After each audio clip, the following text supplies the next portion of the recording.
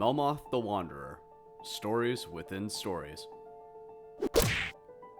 Due to the length of this episode, we've split it up into two parts. So in the first part, we'll talk about the cultural impact Melmoth has had, and in the second, we'll take a closer look at the 6 tales that tell the legend. Terror is very fond of associations. We love to connect the agitation of the elements with the agitated life of man, and never did a blast roar, or a gleam of lightning flash, that was not connected in the imagination of someone with a calamity that was to be dreaded, deprecated, or endured, with the fate of the living, or the destination of the dead.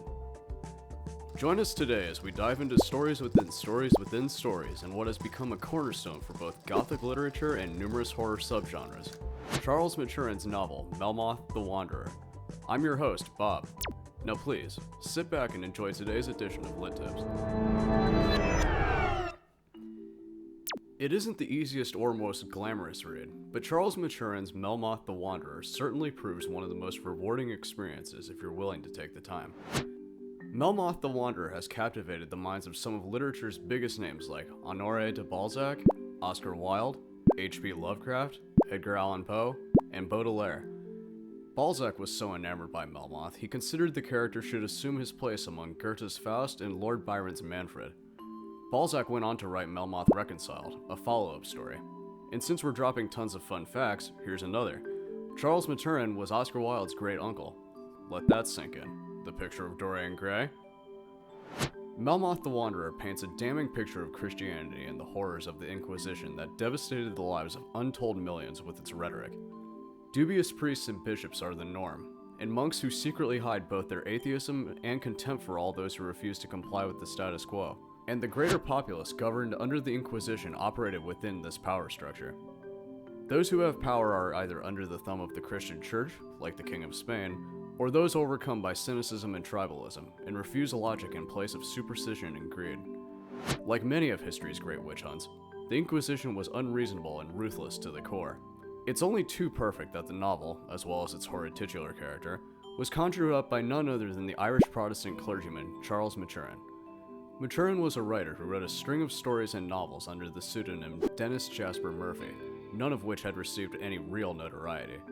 He enjoyed short-lived success with his play, Bertram, but afterward, due to the play's ultimate downfall and using the money he earned to assist family, he didn't benefit financially.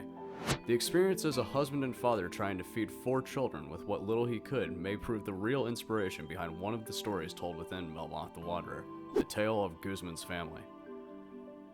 After his death, Maturin was described by a writer in a university magazine as eccentric almost to insanity, and compounded of opposites, an insatiable reader of novels, an elegant preacher, an incessant dancer, a coxcomb in dress and manners. And just so you know, here's the definition for coxcomb. Make of it what you wish. Melmoth the Wanderer is reminiscent of The Wandering Jew, the story of a Jewish man who taunted Jesus on the way to the crucifixion and was subsequently cursed to walk the earth until his second coming. In Melmoth's case, he made a Faustian deal with the devil, trading his soul for another 150 years of life. And if you haven't guessed it yet, no matter how good of a deal that looks on paper, you're still making it with the devil. In some way, there's gonna be a catch. And with Melmoth, he indeed experienced more years of life than anyone else, but he walked the earth as the scourge of humanity, the whole time trying to find some hapless fool to trade places with him. By taking a look at the evolutionary path of Gothic literature, you'll find Melmoth as perhaps the Homo erectus to the fully functional Dracula that would come later from the pen of Bram Stoker. Melmoth the Wanderer also establishes the environment that has become associated with Gothic lit. Secret underground labyrinths, dungeons and cathedrals, dark and muddled timelines, and a plot that is as shadowy as its protagonist. Like a matryoshka, there are plots inside of plots inside of plots. It can get pretty confusing keeping straight which story links to which, and when it comes to the passage of time, you'll really need to dispense with reality as you would with any fairy tale or legend. Because, to be honest, not all of it will make sense. But when it comes to Melmoth the Wanderer, the fact that time and space don't add up isn't actually a bad thing. All the stories told are tied together by a single thread. Melmoth the Wanderer, with the abilities of the devil to pass quickly over the continent, float overseas, pass freely through dungeons, and strike fear into the hearts of humanity, appears in varying accounts over the centuries. In every instance, he discovers someone with an overwhelming dilemma and offers them salvation for the price of their soul. The novel begins with the main framing story. The student John Melmoth visits his uncle on his deathbed. Think of the movie Inception and what transpires on the most outer layer of the story. Remember? Cobb and team are on the plane with the wealthy heir Robert Fisher. The framing story centers on John Melmoth. Even though Melmoth's uncle is his last remaining family, the man is cold and miserly and leaves no emotional mark on John. When his uncle dies, John inherits his estate, but finds himself continually enamored by a horrible portrait of a man who is said to be his ancestor.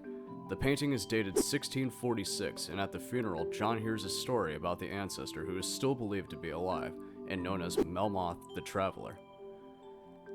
From here, the story tells the first of 6 tales. And just like the dream and dream concept used in the movie Inception, there are stories told within stories. In fact, it doesn't hurt if you read the text through the lens of a dream, or maybe in this case, a nightmare would be more appropriate. We hope that you enjoyed this edition of Lit Tips. Remember, keep an eye out for part 2 soon as we uncover one of Gothic literature's most sinister antagonists. We're hoping it'll be out in a week or 2. If you enjoyed this video and like to take a look at some of our others, we cover genres from British Lit to postmodernism. And maybe, just maybe, you'll be inspired to add a new book to your reading list.